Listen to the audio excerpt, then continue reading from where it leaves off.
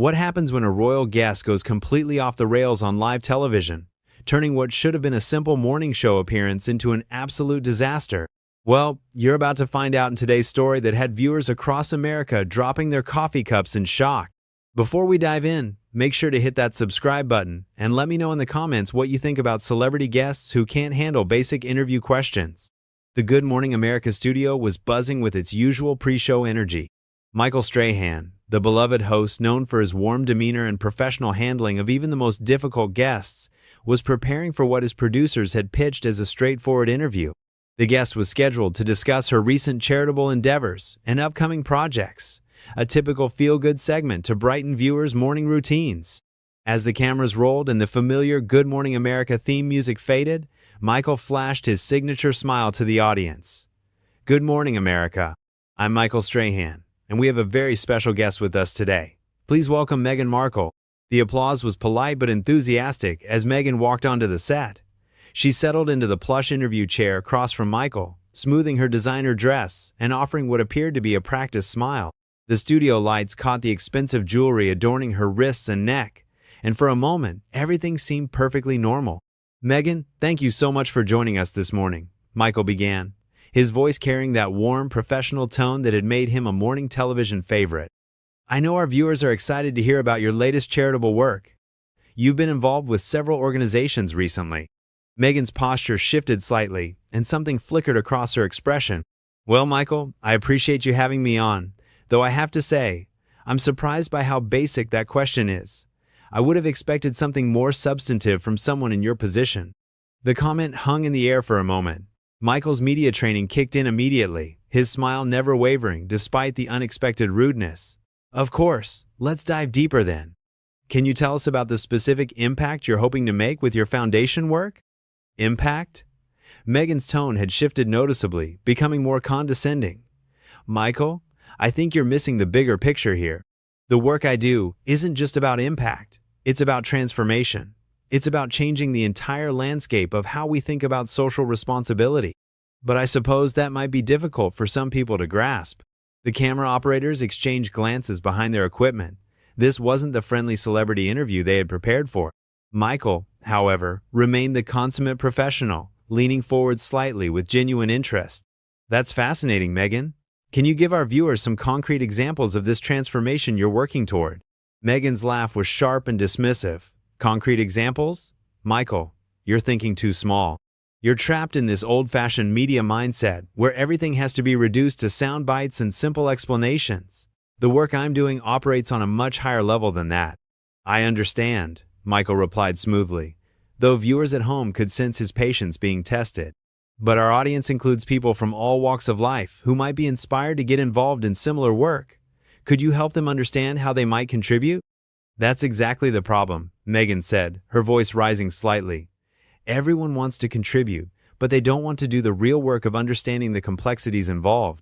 They want everything handed to them in neat little packages. That's not how real change happens, Michael. The producer in the control room was frantically signaling to the floor manager, sensing that the interview was spiraling away from its intended direction. Michael, reading the room perfectly, attempted to steer the conversation back to safer ground.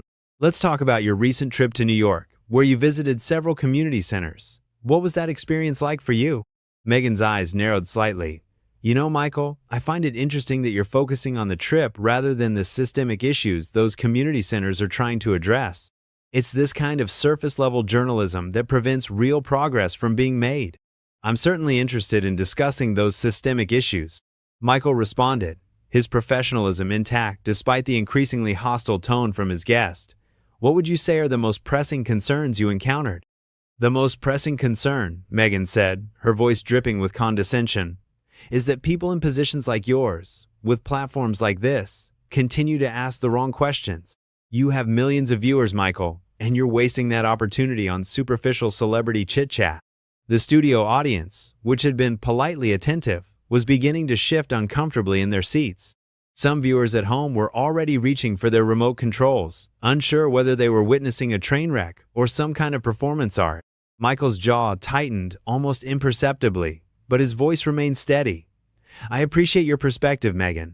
Our goal here is always to inform and inspire our viewers. If there are specific issues you'd like to highlight, I'm more than happy to give you that platform. Platform? Meghan's tone became increasingly sharp. Michael, this isn't about you giving me anything. This is about you doing your job properly. When was the last time you challenged your guests to think beyond their comfort zones?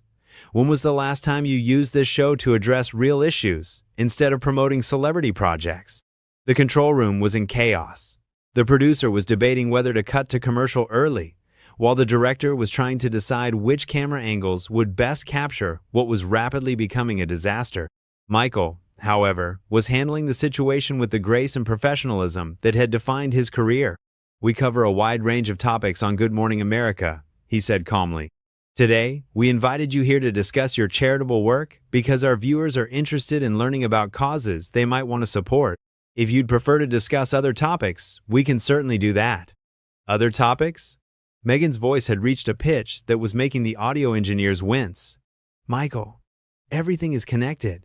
You can't separate charitable work from politics, from social justice, from the fundamental inequalities that plague our society. But I suppose that level of thinking might be too complex for morning television." The insult hung in the air like a toxic cloud. Several crew members looked toward Michael with concern, wondering how he would respond to such a blatant attack on his intelligence and professional capabilities. Michael took a deep breath, his hands clasped calmly in his lap. "Meghan, I think our viewers would benefit from hearing about specific ways they can get involved in causes you care about. Can we focus on actionable steps people can take?" "Actionable steps?" Meghan's laugh was bitter and dismissive. "Michael, you're still not getting it. The first actionable step is for people like you to stop dumbing down important conversations. The second step is to stop treating your audience like they're incapable of handling complex ideas." The personal attacks were becoming more frequent and more pointed.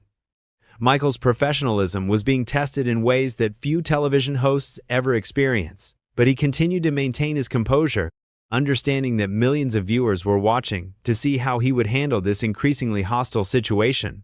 What happened next would go down as one of the most uncomfortable moments in morning television history. Michael, still maintaining his professional demeanor despite the relentless personal attacks, decided to give his guest one more opportunity to redirect the conversation constructively.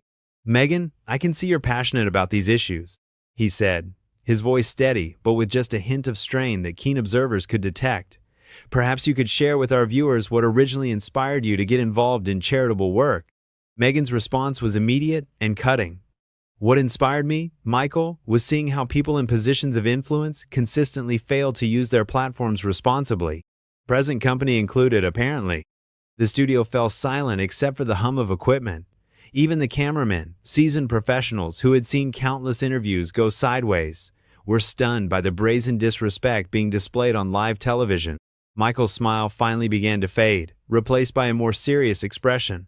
"I'm not sure I understand what you mean by that, Meghan." "Of course you don't understand," she replied with a dismissive wave of her hand. "That's exactly the problem. You're sitting there asking me fluffy questions about community center visits when there are children going hungry, when there are families being torn apart by systemic racism, when there are women being silenced by patriarchal structures, and your response is to ask me about inspiration?" "Those are certainly important issues," Michael replied, his patience wearing visibly thin. "If you'd like to discuss any of those topics specifically, we can absolutely do that. But attacking me personally isn't going to help address any of those problems." Meghan's eyes flashed with something that looked almost like anger. "Attacking you? Michael, I'm trying to educate you.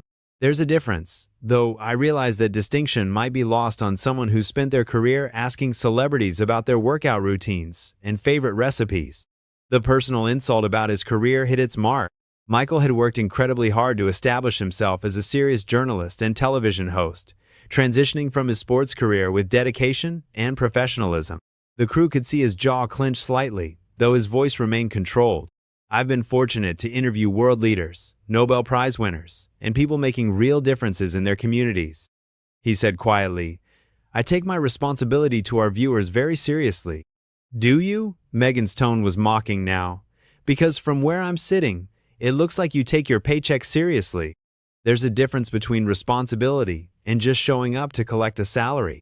The control room was in complete chaos.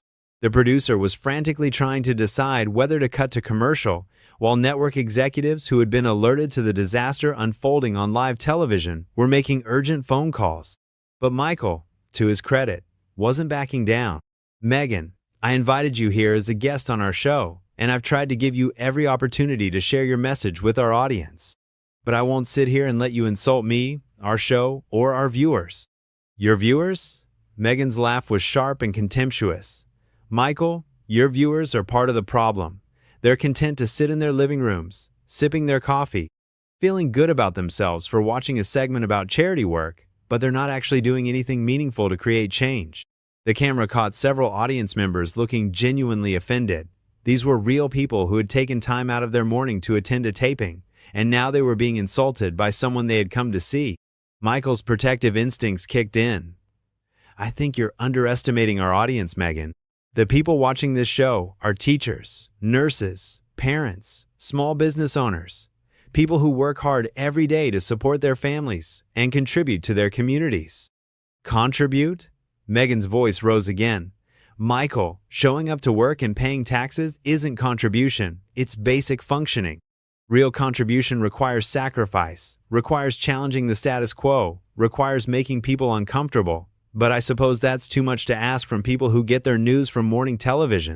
The insults were now directed not just at Michael, but at the millions of Americans watching at home. Social media was already exploding with outrage as viewers expressed their shock at what they were witnessing. Michael leaned forward slightly, his professional mask finally beginning to slip. "Meghan, I think you need to be very careful about how you characterize the people who are watching this program." "Careful?" she shot back. "Michael, careful is exactly the problem. Everyone's so worried about being careful, about not offending anyone, about maintaining the comfortable status quo. Meanwhile, real issues go unaddressed because people like you are too careful to ask the hard questions." "What hard questions would you like me to ask?" Michael's voice had an edge to it now that hadn't been there before.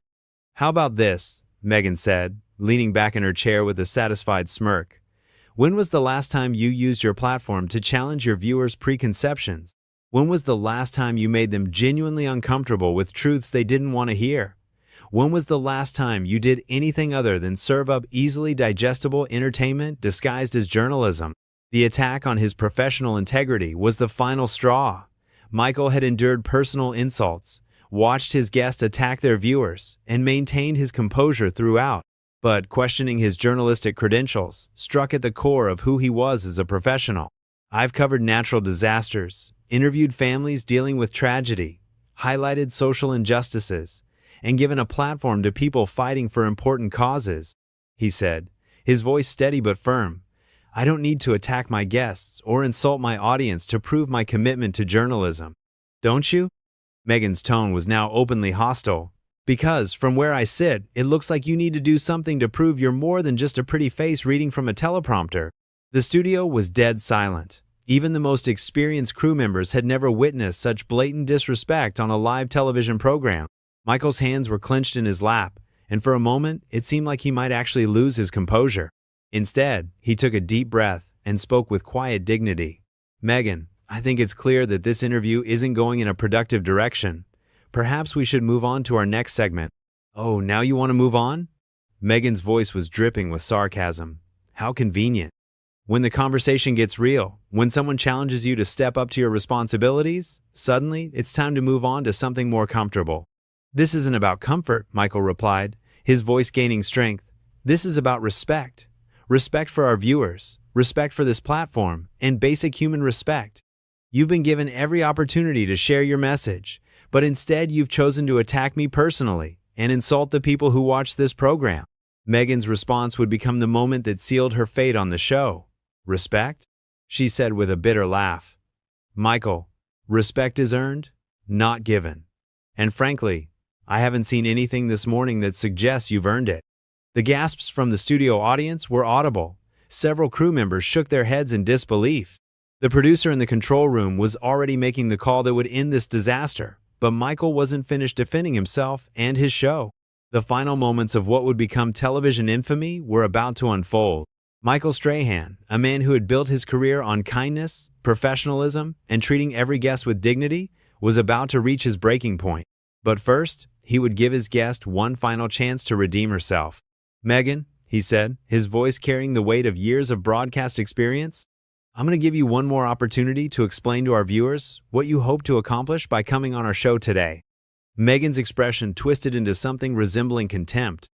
"What I hope to accomplish, Michael, was to have an intelligent conversation with someone capable of rising above the mediocrity that passes for journalism on morning television. Clearly, I overestimated your abilities." That was it, the final insult that broke through Michael's legendary composure. His smile disappeared completely, replaced by a look of quiet determination that anyone who knew him would recognize as dangerous territory. "You know what, Meghan?" he said, his voice calm but carrying unmistakable authority. "I've been in this business for a long time. I've interviewed presidents, world leaders, Nobel laureates, and ordinary people doing extraordinary things. In all that time, I've never encountered a guest who seemed more interested in tearing others down than building anything up." Meghan's eyes widened slightly, perhaps realizing for the first time that she had pushed too far. "Excuse me? You heard me?" Michael continued, his voice growing stronger with each word. "You came on this show supposedly to talk about charitable work, about helping people, about making a positive difference in the world.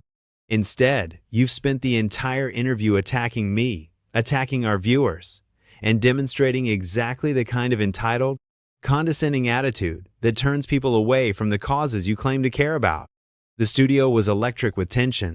Crew members who had been looking uncomfortable were now watching with rapt attention as one of television's most respected hosts finally fought back against the most disrespectful guest in the show's history. Meghan's face flushed red.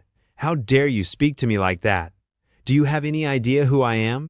"I know exactly who you are," Michael replied without hesitation. "You're someone who thinks your title gives you the right to treat people poorly. You're someone who believes that being rude and condescending somehow makes you appear intelligent or important. And you're someone who has completely forgotten that respect is a two-way street." "I don't have to listen to this," Meghan said, starting to remove her microphone. "Actually, you do," Michael said firmly. "You accepted our invitation to appear on this program. You agreed to be here. And the least you can do is show some basic courtesy to the people who welcomed you into their homes this morning." Meghan stood up abruptly, her chair rolling backward. "This is ridiculous. I came here to have a serious conversation about important issues, and instead, I'm being lectured by someone who wouldn't understand real journalism if it hit him in the face." The personal attack only strengthened Michael's resolve. Real journalism, Meghan, involves listening to people, treating them with respect, and trying to understand different perspectives. It doesn't involve talking down to your host, insulting your audience, and acting like everyone around you is beneath your consideration. "You don't know what you're talking about," Meghan shot back, her voice rising to a level that was making the audio engineers frantically adjust their equipment. "I know exactly what I'm talking about," Michael replied, standing up to face her directly. "I know what it's like to work with guests who are passionate about their causes, but still treat everyone around them with dignity. I know what it's like to have difficult conversations about important topics without resorting to personal attack. And I know what our viewers deserve, which is certainly better than what you've given them today." Meghan's composure was completely gone now. "Your viewers don't deserve anything. They're sitting at home, living their small, insignificant lives, pretending that watching morning television somehow makes them informed citizens. They need to be challenged. They need to be made uncomfortable. They need to face reality." "Stop," Michael said, his voice cutting through her rant like a knife. "Just stop. You don't get to come on our show and attack the teachers who are shaping young minds, the healthcare workers who are saving lives, the parents who are doing their best to raise good kids, and the countless other people who make this country work every single day." The passion in his voice was unmistakable.